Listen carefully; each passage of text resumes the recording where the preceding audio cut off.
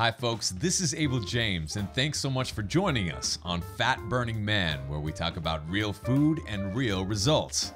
Today I've got something special for you. I've been getting a lot of emails from you recently asking for an inside look, and not only the way that I eat personally, but also the secrets to being mentally healthy, strong, disciplined, resilient, and most importantly, happy. So here's a quick recap of how to be healthy with the Wild Diet. Very simply, eat fresh, nutrient-dense plant and animal foods that were recently alive and well. Stay away from sugar and grains, especially in the morning, and break a sweat doing something you love as often as you possibly can. But there's so much more to health than just diet and exercise. So today, my wife Alyson is interviewing me about how to upgrade your brain with simple lifestyle hacks like meditation, music, and more. I've been shocked by how many of you listeners are actually musicians, artists, and type A rock stars yourselves, so I think you'll really enjoy this special episode. Now, before we get to the meat and potatoes of this show, I have a special announcement. A few months ago, a past guest of the show and band leader of the Tim McGraw Band, Denny Hemmingson, and I hopped into the studio to record an album of original music. Our brand spanking new record is called Swamp Thing, and it's finally ready for you. It's like soul food for your ears. To celebrate the launch of our new album, Swamp Thing, I'm giving away 5 signed hardback copies of my best-selling book, The Wild Diet, as well as autographed CDs to listeners of Fat Burning Man. All you have to do is go to your special listener link at fatburningman.com/music to sign up to win copies of my best-selling book and album. Check out the music videos and get the goods. That's fatburningman.com/music. The musicians who join me in the studio are legends. Denny, our guitarist and producer, has been nominated for an Academy of Country Music Award for Steel Guitarist of the Year and has been the band leader of the Tim McGraw Band for nearly 2 decades. Our bassist, David Santos, has toured with Billy Joel, Elton John, John Fogerty, and Crosby, Stills, and Nash. Singing backup, the Grammy-nominated powerhouse Wendy Moten has recorded with Eric Clapton, Kenny Rogers, Alice Cooper, and Buddy Guy. As for me, I don't know why a white dude from the backwoods of New Hampshire sounds like this. It doesn't make any sense. But somehow the magical, swampy grooves of New Orleans seeped into my veins. So buckle up, you're about to hear the Fat Burning Man scream like a rock star, croon like Johnny Cash, and wail on the sax, guitar, and even the clarinet. So before we released this album, I sent it out to a few of my friends in health, and here's what Mark Sisson, the best-selling author of The Primal Blueprint and Mark's Daily Apple, says about Swamp Thing. This new album frickin' destroys.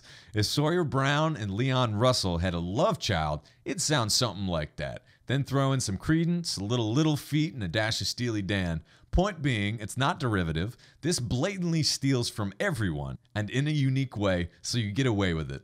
Crisp and raspy, clean and nasty. What are you doing podcasting, man? If you listen closely to the songs on this new album, you'll hear the story of how I quit my job to drive around the country in a vegetable oil-powered Mercedes. That's right, I put vegetable oil in my car, but I won't eat the stuff. You'll also hear the love song I wrote for Alyson, the love of my life. What it sounds like when I croon like Johnny Cash and bellow like Sly Stone, play the saxophone, and rock out with New Orleans-inspired funk rock, and tons more. You can find my new album, Swamp Thing, anywhere music is sold online, iTunes, Google Play, Amazon, Spotify, and more, by just searching for Abel James. But if you want to support this free show, get all of the music videos and audio bonuses, and enter to win our giveaway of 5 signed copies of my best-selling book, The Wild Diet, you have to go to your special listener link. It's fatburningman.com/music to get all the goods. As a special thanks for buying the album directly from us, I'll also send you cool bonuses. You'll get my ebook for free, as well as my video and audio presentation on how to upgrade your brain with music. All you have to do is type in your special listener link on your computer, tablet, or phone. One last time, it's fatburningman.com/music. As always, I sincerely appreciate your support, and I can't wait to hear what you think. All right, on to the show. Hi, I'm Alyson Rose, and in today's episode, we're chatting with the man behind the award-winning Fat Burning Man show, best-selling author of The Wild Diet, entrepreneur, and multi-talented musician. This is fun, I get to brag about you. When his cooking app with George Bryant Caveman Feast bested the Food Network, Nickelodeon, and even Angry Birds with more than 1,000 5-star reviews in 24 hours, ranking number 6 in the entire App Store, Abel became the first independent publisher ever to hold Apple's #1 food app and #1 health podcast at the same time. He was named one of 100 most influential people in health by Greatist and top 3 health podcasts of all time by Huffington Post. Abel has presented keynotes for the federal government, lectured at Ivy League universities, and advised Fortune 500 companies. Also, a multi-instrumentalist, singer, and songwriter, he created his own interdisciplinary curriculum at Dartmouth studying brain science, music, and technology. He studied at the Royal College of Music, has toured internationally, jammed with country superstars, and won several awards for vocal performance. Mr. Abel James, how's it going? Awesome. You're doing a great job as hostess. Oh, thank you. Curtsy. So I'm really excited for your listeners to hear you on the other end of the microphone and get a peek behind the curtain of who is this man, Abel James. It's funny, when we first met, actually after like a first couple lunch dates, I walked into Six Lounge in Austin, Texas, and here's Abel at like midnight just pouring his heart out on this little stage to this like handful of drunk people on a Wednesday. It's sort of like, to kick things off, starting from your musical background and government consulting, how did those things translate into starting, the Fat Burning Man show, which beat out Jillian Michaels and took #1 in over 8 countries? Yeah, so I kind of traded my guitar for a podcast microphone when I first started. But for me, being behind the microphone is a very similar thing. You want to put on a good show, and you have to know who's on the other end. So for me, I had felt like I was burned by the wrong system of health, traditional Western medicine, right? And that in my early 20s led me to be fat and sick and on a half dozen different prescription medicines that I'd have to be on for the rest of my life that cost hundreds of dollars. And it took my apartment building burning down for me to, that crisis really for me to focus on my health, and realized that the world of alternative health and healing your body with real food and with common sense ancient wisdom, and combining that with cutting edge science, you can do incredible things with your body. You can take your health into your own hands. And so I went from being fat and sick in my early 20s and on all these drugs to all of a sudden being, a young buck in my prime and feeling really great. And it only took like a month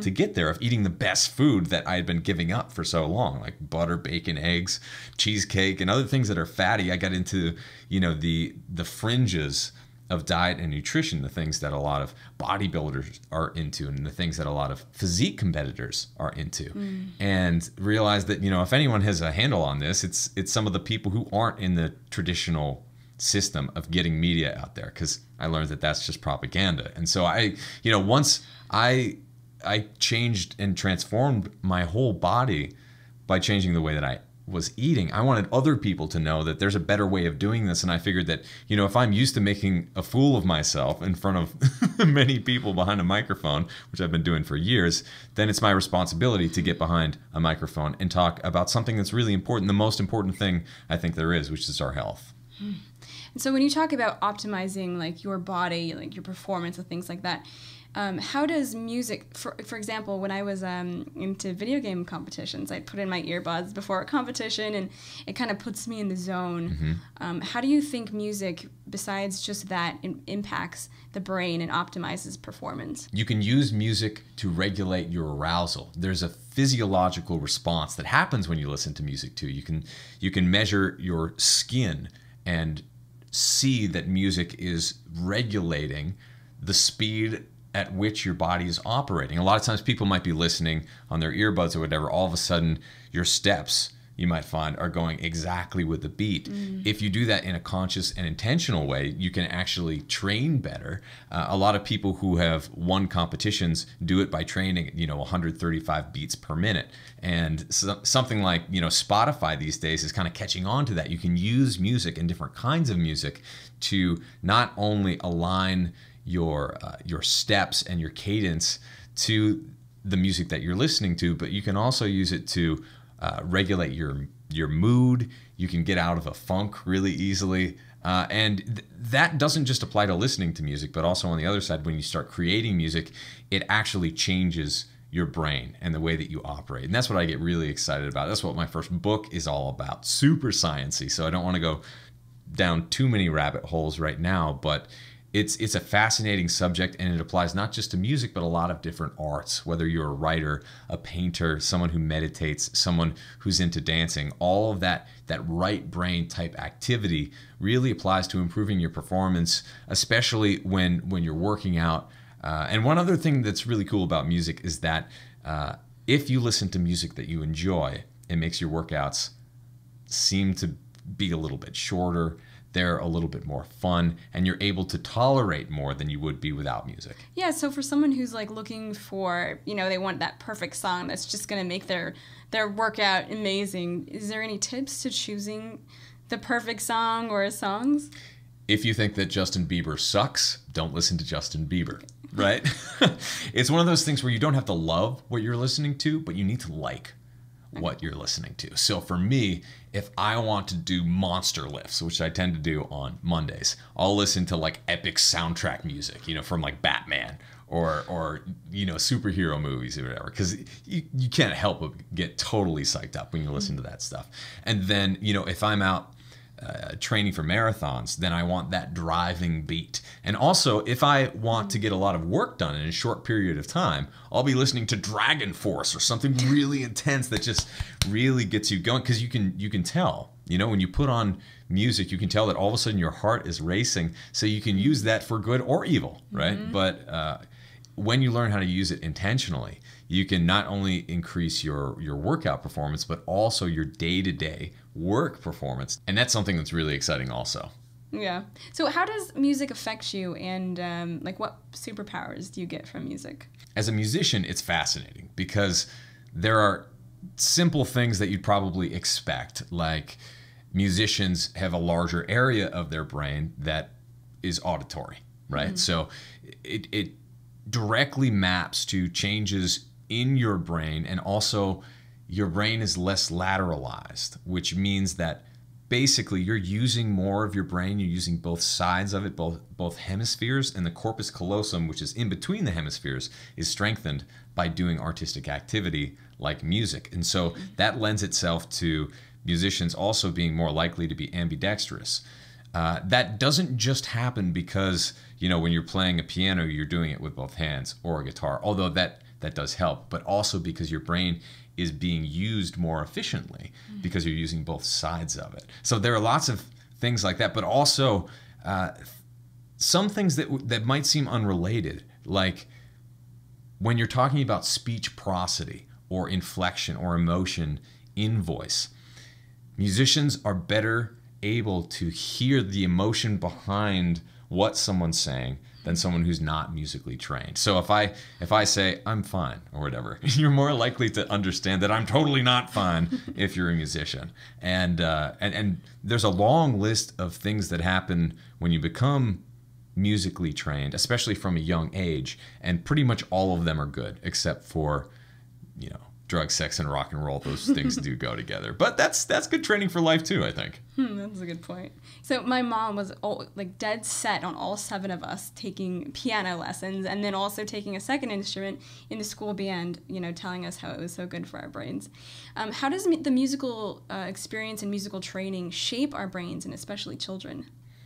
Well, for kids especially, it allows you to use more of your brain from a younger age and use it very efficiently. You build neural pathways that are directly linked to the way that we process language. So in a lot of cases, it's fascinating. When I meet someone as an adult and I listen to them speak or we interact, I can usually sniff out which ones are the musicians because you interact in a totally different way. It's almost like you're jamming with each other. And if you do that from a young age, it's a very powerful skill that applies later in life. And there are things like, there are some wonderful studies that look at how infants listen to sound and how they process language. And there are a lot of studies that show that just speaking to a baby in regular adult speak doesn't really do anything. They don't really understand it. And when you look at almost anyone talk to a baby, though, they're using exaggerated inflection. They're putting extra emotion behind their voice. They're changing up the rhythm of what they're saying and the tones. It's baby talk, right? Yeah. It's completely different, but it sounds musical. But even on top of that, there are a lot of studies that show that mothers, if they're singing to their babies, they can more powerfully communicate emotion through singing, even if it's gobbledygook, than language. And that applies later in life as well, because it's so much about not the words that you're saying, but how you're saying them that really matters. So if you're a young child, then you're learning that firsthand. And also, there's a lot of brain plasticity in children. So if you want to learn a language, and music is a language, the best time to learn it is when you're young, because your brain is just hungry and then starving to make all of these different connections between things. And so if you learn music young, it will pay huge dividends down the road. What age do you think? Like, if parents are if they want their kid to learn guitar or something, when should they start them? Well, it's never too late to start. Okay. I just want to say that. But the younger you start, the better. So ages 3 to 6 are awesome. Even if you just have instruments laying around the house, if there's a piano, what you want to do is get your kid involved with creating sound, because it's something that gives you feedback, right? And whenever you create something, especially something in real time, like you just put your little finger down on a piano and it makes a sound, it creates this excitement and this connection. So for kids, just having the stuff around and allowing them to build a relationship with whatever art that is, that's positive, is the most important thing. Because what you don't want to do is force them to practice all the time and have them burn out and hate their instrument, have them hate their art, have them hate music. It's something where you really want it to be that thing that they go to when they need that emotional release or something that they can do on their own. I know for me, it was my form of meditation long before I started meditating, and I didn't even realize it. Whenever I needed to release emotion or kind of clear out the detritus in my brain or in my emotions, I would play guitar or play piano or play saxophone or sing, and somehow, for some reason, that allowed me to deal with whatever came up. It activates, in a lot of cases, the flow state. And alpha waves in the brain, there are a lot of different ways of talking about it, but from a young age, you want to give people that excuse and that mechanism for achieving the alpha state of the brain, and that flow state where basically you're just in the zone. And music is really good at doing that, whether you're playing it or listening to it. Yeah, so in the Musical Brain, your best-selling book, you discuss studies that consistently show improvement in self-esteem and from participation in musical activities. And I'm just going to read this section, which says, the children, their parents, and their piano teachers all believed that the piano instruction improved the students' lives in many ways and made them feel more assertive, better about themselves, and happy. Why do you think it is that music improves kids' self-esteem? I think there are a lot of reasons, because they're doing something that's inherently good. It feels good. It doesn't necessarily sound good, but they're creating something. And I think that's what it is. There's, especially in today's tech-dominated world, so many of us, adults and kids alike, are just consumers of entertainment, consumers of information. And when you do something like music or you paint a picture, you're creating something. So the idea that you're a unit of production is coming out of you instead of the constant consumption that we're all used to, I think is a big part of that. Yeah, I like that. And you're I gotta say, like, one of the most emotionally aware and available men that I've ever met. And I think the listeners and viewers can also see this in interviews, because it's not just like bam question. You're very engaged, like you were saying. It's like this fluid, like you're jamming together, right? As a musician, how does music make us more human? Music gets deep to the heart of whatever you're dealing with. And you can bring someone from zero emotionally to, getting all misty and breaking down in tears in like 10, 15 seconds. It's something that because music is so powerfully tied to language, because it's activating the same areas of the brain, sometimes it's more effective to use a little bit of music or put that music into your speech to communicate an emotion than it is to say anything. Because, you know, when you read a blog or when you read a newspaper, even if it's a really emotional story, it's difficult to get there that quickly. But because music is such a sensory experience, and because language at its heart is so near and dear to us, I think music just like directly gets to your heart, and there's no denying it. It works for almost everyone. That's why you have music used for good and evil. Once again, you have music that is scientifically proven to increase sales if you're shopping or whatever, right? Or elevator music, that terrible stuff. Yeah. They play music at particular times for particular effects. But especially in the age of earbuds, you can do that for yourself too. So if you want to get through that workout, or if you want to block out all that horrible music that they're pumping into wherever they're trying to make you shop and spend more money, you can use music for good, not evil. Okay. I also read in the Musical Brain that musical training involves daily practice with long periods of focused attention, reading of notation, memorization of extended passages, and exposure to a variety of structures, pattern recognition, and the mastery of technical skills. And then I would also add, like emotional intelligence development. But it's not really a surprise that musicians that said that they're like superior in memorization skills. What other ways do musicians excel? Because of, every day they're practicing these. It's like a whole brain workout. Yeah, well, it is. You're using such a large portion of your brain. If you look at pictures of jazz musicians while they're in a MRI machine, and not trumpeters or whatever, but they do have pictures of brains that are just basically all lit up when you're playing a music instrument. Especially when you're improvising. But in addition to that, if you're looking at building a musical skill or any skill, it takes discipline. And from a young age, becoming better at playing music requires that discipline. So you're almost practicing discipline more than you're practicing even music. But then of course, if you're reading from musical notation, you need to learn that language, and that's definitely a language, and translate that into something that's auditory, that works in the real world. So it's kind of learning how to speak by reading a book. And then there's the other side of that, which is learning how to speak without a book.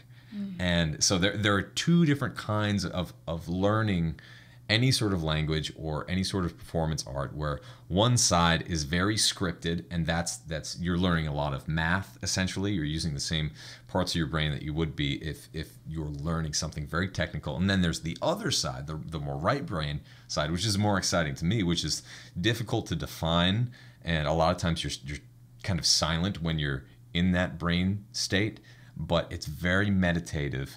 And it's one where the music is kind of flowing through you and out of you, as opposed to you just creating music from looking at something and translating that into sound. It's a much more of a holistic, full brain type activity. And that's great for anyone. It doesn't matter if it's music, dance, meditation. A lot of these things just light up your brain, and we should be doing more of them. That's, if people listen to my interviews or whatever, and a lot of people are just like, oh, you're so happy all the time or whatever. It's probably because I just jammed out on guitar right before doing that interview. I mean, you know me, right? Yeah. When I'll do 8 of these interviews in a day, and sometimes I'll just be out of it. I just like come out like a zombie staring into these stupid lights all the time. And then I'll play piano, guitar, whatever for just a few minutes, and all of a sudden I'm like right back in action. I'm happy. It's like a emotional cleansing. Yeah, and I didn't realize when I was learning piano and saxophone and clarinet back in the day, I didn't know that you could create music. I know that sounds kind of weird, but I was taught to read sheet music, and that's, you just memorize sheet music, and that's how you play music. But you play differently. I'll be making chicken parmesan, and you'll just be playing something that is completely, you just made up, and then you say that's the chicken parmesan song. Yeah, I do that pretty much every night. You get to this point when you're not playing anymore, and that's the most exciting thing about it. Is there are a lot of poets who kind of talk about the muse or whatever, where, like I said, it feels like it's flowing through you. It's just, I'll sit down at the guitar and whatever comes out, comes out. And I talked to Denny a lot, who's been on this show before, and he's a wonderful guitarist and wonderful musician, and it's something that we all kind of share. It's like you get to this point of mastery of an instrument or whatever art you're doing, and all of a sudden you're not trying to paint a picture, it just comes out of you. You see it there, and it emerges more than anything else. And so a lot of times, I'll try to play a mood, right? That's what you do if you're a good performer and you're playing live or whatever. You take a look at all the drunks in the room and you're just like, what will either make those two over there be more likely to hook up and go home with each other at the end of the night, or what will prevent those two dudes from fighting, or if you don't like them, just like what will make those guys fight right now? What song can I play? Probably Britney Spears or something. Oh my gosh, I think you have some good stories there. Who, me? So something else that I found fascinating in the musical brain was the hormonal differences have been found linked to be different between musicians and non-musicians. For example, testosterone has consistently shown to correlate with creative musical behavior. What is that about? Well, that's an interesting one, because that particular study or those sets of studies actually don't show that more testosterone is a good thing. And that's why I like it, because a lot of times, especially in the internet and the health world, more testosterone, take my testosterone pills or whatever, and you'll crush it in the gym, whatever. What you actually find when you look at things, especially that are artistic, is that there's an optimal amount of testosterone and certain hormones that allow you to be more creative. And that, for women, is on the upper side of things. For men, it's on the lower side of things. And so I think the reason for that is because you're not generally, especially if you're creating art, going too far on the feminine side of things, or you're not going too far on the masculine side of things. Normally, you want to communicate and resonate with as many people as possible, and that's somewhere in the middle. And so too much testosterone makes people emotionally stupid, right? We know that. Too little makes people not really care about anything. So there's an optimal amount that you want. And I think it's just something that shows, one of the reasons I brought it up in my book is because I want people to realize that it's not always about more is better. That's a very American Western way of thinking about things. But it's not the case. What you really want is balance. And I think music and art allows you to practice more balance in your life. It's something that allowed me to run marathons in a lot of ways, because if you're going to go and you're going to play guitar and get into that brain state for 4 hours, then going outside and running for 4 hours and entertaining yourself in that brain state becomes a lot easier. And so the more of these types of things that you do, the easier it becomes to do meditation after that. Like it's something I'm a big fan of now. And so a lot of people talk about diet and fitness and why you need to follow this specific diet or that particular workout plan or whatever, but this is a very holistic thing. Because I'll tell you what, if you want to sleep, which is the most important thing that most people don't talk about because it's not that important, or they don't want it to be important, or stress, right, which is also massively important, but people want to ignore because they're just like, yeah, sleep and stress, like, don't worry about that. I'm going to look at my diet and exercise. Those are the things that are really affected by meditation, by art, by getting into your right brain states. And it's a powerful thing when you learn how to intentionally build that into your habits, into your life. And that's one of the reasons that people like listening to this show, is because I put myself into those brain states before every show, and a lot of times during. After a while, you learn how to do it on cue. Oh, that's so cool. So for people, I know there are a lot of people out there who've never played an instrument or don't know where to start, or maybe they just haven't picked up the guitar in 20 years. What would you tell them is if they're thinking, it's too late, I'm already 40 or whatever? I would tell them to talk to my parents. After they were empty nested by my brothers and me, they took up my mom took up the stand-up bass, and my dad took up the banjo. And so at the beginning, they didn't really know what they were doing. They're just kind of plunking along or whatever. Skip ahead a few years. Now they play every week at the farmer's market in St. Augustine. The Bare Naked Ladies came and saw them at the farmer's market and called them out during a show because they loved those old bluegrass tunes so much. And my dad has taught banjo now, and it only took, you have to be very consistent. You have to work on it a little bit, hopefully most days of the week or whatever. You need to build that discipline, but you're never too old to learn this stuff. And it's something that's just so, these days when I go out and hang out with mom and dad, we're jamming, Shit, we're playing old bluegrass tunes. And now you're learning the mandolin because it's such like this. Well, that brings it to something even more. And one of the reasons that I think it's important to talk about things like music on this podcast, even though it seems like it might not be that related, is that music and art used to be deeply ingrained in what it meant to be human. What the show is about is not just what we used to eat as cavemen back in the day or whatever. It's about how we used to live and what it means to be human, and things like sharing art with each other, singing with each other. They weren't lost that long ago, but they're kind of losing now, right? Mm-hmm. Like not many people get together and sing, especially dudes or whatever. Whereas it used to be, especially before the Second World War, like everyone sang. And now people think that you have to be a singer to sing. And they think you need to be a musician to create music. And you need to be a painter to paint. And we can't lose sight of that, because oral traditions and a lot of these traditions are deeply human. And we need to keep them alive by practicing them ourselves. It makes you healthy. It's a wonderful way of dealing with emotions. And it's something that shouldn't be lost in the discussion of health. It's something that really should be highlighted, because if I have a secret to health, it's more about what I'm doing right before I'm doing my health show, which is playing music, meditating, doing the things that really calm you down and put you into an awesome space where you're not affected by outside stress, which allows you to digest whatever food you just ate much better and sleep better. There are so many benefits to all of this, and I want to make sure that we're talking about health holistically, and that includes a lot more than just diet and exercise. Yeah. So if you could comment on, do you have an opinion on what's wrong with music today? I have lots of opinions about that. Well, traditional media and the music business, I mean, it's the ugliest business that there is. Yeah. And that's why I wanted to, especially with Denny, we wanted to create this album that was basically just us going in and jamming with each other and creating music, not having to make anyone happy in the marketing department at a record company or whatever.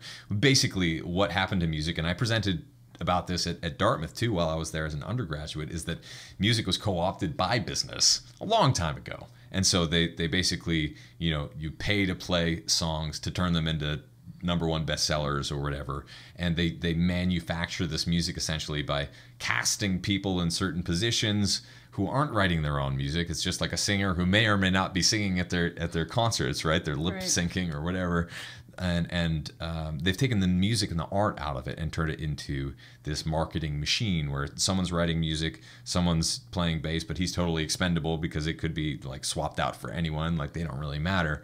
Whereas it used to be, music was something that you could use to kind of add to the political discourse, to rebel against whatever was going on in society, to create real meaning behind what you do. And so for me, some of that is just fun. Like I want to create fun in my music, especially if it's for other people, and other things are a lot more meaningful. Okay, so let's talk about the new album. When I first heard you play at bars and stuff when we were first dating, you were playing a lot of the songs that are on the album. Mm-hmm. Can you talk about, is there any of those specifically that have meaning that you want to share with people before they listen to them?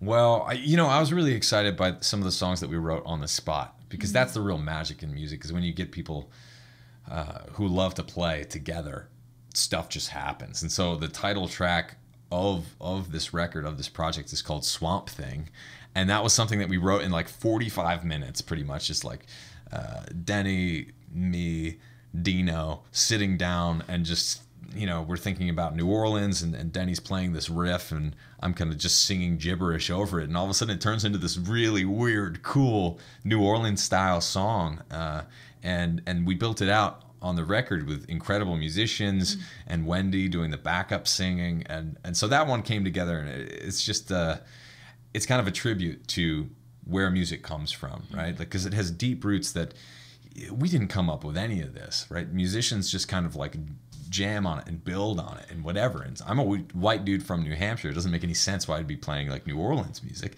except for the fact that I grew up listening to the Meters and Dr. John and a lot of people who were playing funky stuff. And so you just kind of regurgitate that and like play with it a little bit, and then something cool comes out. And then another one that Denny wrote on the spot, because most of them were mine that I'd been playing for a while, But Thank God for the Blues is such an incredible song because it's written in the old gospel style in a lot of ways, but what we're seeing is that music is our savior. Mm-hmm. Music is the thing that allows you to get through the toughest times in life, and it's not just the people who are creating it, but also the people who are listening to it who are affected.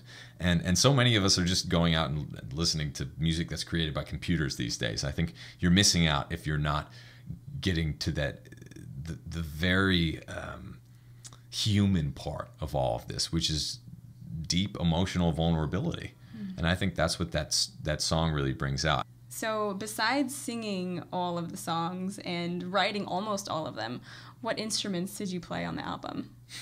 Well, that's another cool thing about being a musician, especially a low-budget, struggling musician, which I have been for so many years, is that you learn to do a little bit of everything. So when I first started playing music, I played a little bit of piano or whatever was laying around the house. And on this album, I play a little bit of everything. So after that, I took up percussion and clarinet and saxophone and guitar and then bass. And I actually made my own album at the age of 15, playing all the instruments that shot up the charts on the blues charts on mp3.com way back in the day, which I learned a lot of, that directly translates into the podcasting world, because you're kind of doing the same thing, right? You're behind a microphone and then you're trying to get it out there. And so I've been doing this for a long time. But so wait, talk about that for a second. You when you were 15, you played all the instruments in that album that you put out, right? And sang? And you wrote those songs. Yeah. And it went to the top of the charts. Okay, keep going. I mean, it wasn't great music at all, but it was a fun project to work on. It was something that was mine. And I think for kids, that's something that's, or people who are coming up in life, having something that you create and you put out there is so powerful. And this is such a wonderful time for that, because it's never been so easy to create something with the technology that we have now and really put it out there. Yeah, but on this album, I'm playing electric guitar, although Denny's doing most of it. He is a genius, and he produced the album and wrangled all those crazy musicians together as well.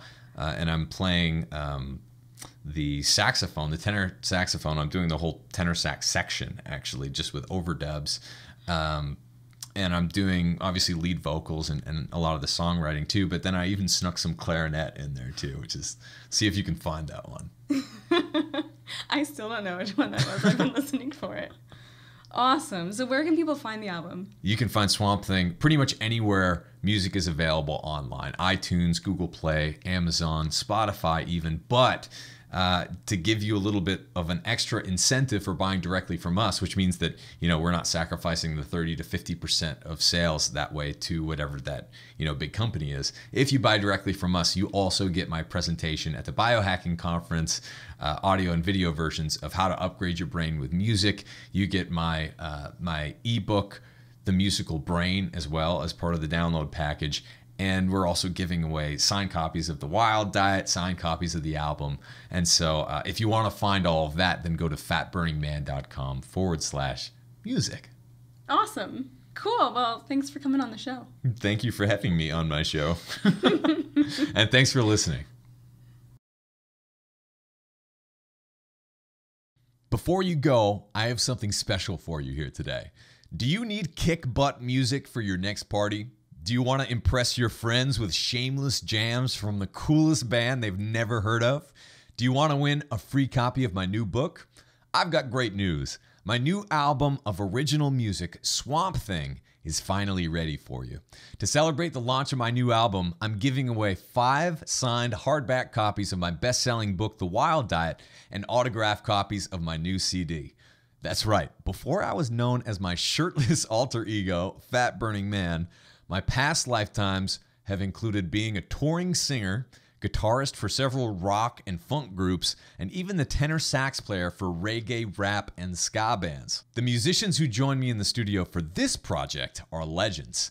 Denny, our guitarist and producer, has been nominated for an Academy of Country Music Award for Steel Guitarist of the Year and has been the band leader for the Tim McGraw Band for nearly 2 decades. Our bassist, David Santos, has toured with Billy Joel, Elton John, John Fogerty, and Crosby, Stills, and Nash.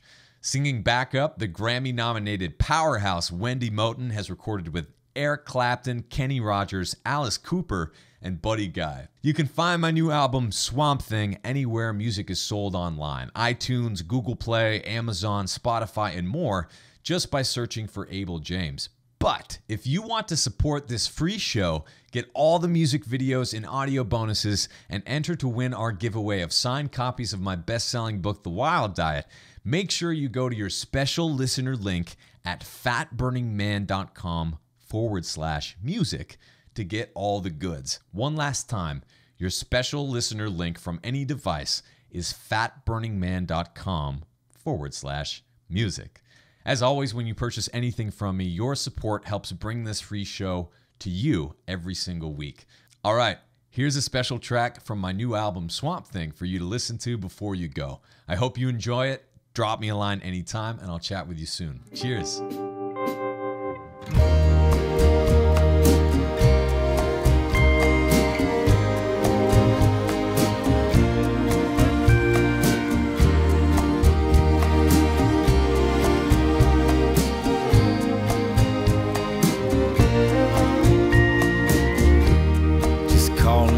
My girl, well, it's never been enough. How could they ever know the depth of my love? In the days before you, I didn't really know if one true love was real, or just for fairy tales and TV shows. Well, Pop always told me, when you find true love, you'll know. And oh, my darling, now I know it's you, it's you.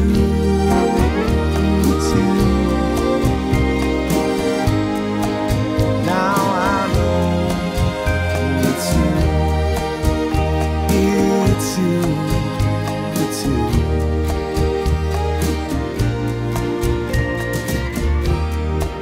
I've been told I laugh in my sleep.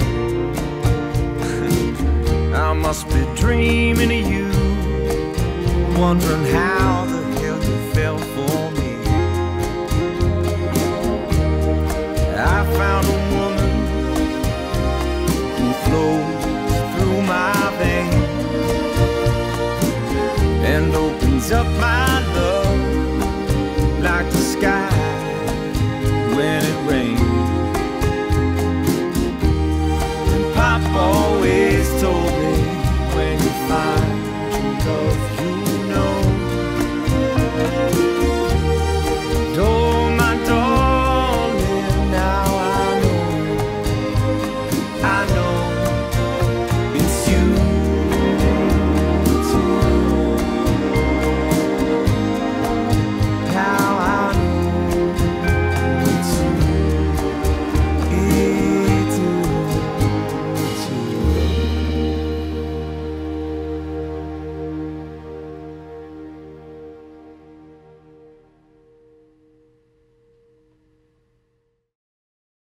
Thank you so much for joining us on this episode of Fat Burning Man. If you liked it, don't forget to hit the subscribe button on iTunes, Stitcher, YouTube, the podcast app, or wherever else you might be listening to or watching this show.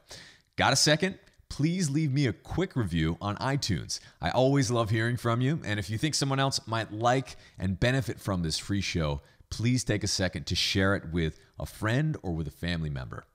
You can get in touch with me on Twitter at FatBurnMan and Facebook by typing in Abel James or Fat Burning Man. Drop me a line anytime.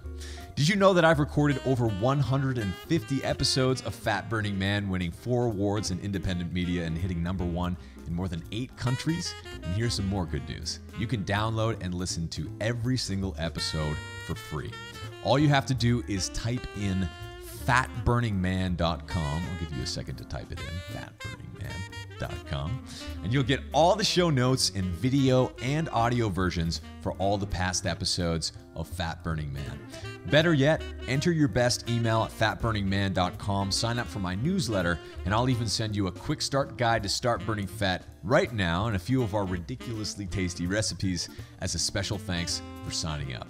Once again, just go to fatburningman.com right now, enter your best email to get your free fat burning download straight to your inbox, and make sure that you never miss a show again. This is Abel James signing off. Thanks so much for listening, and have a great week.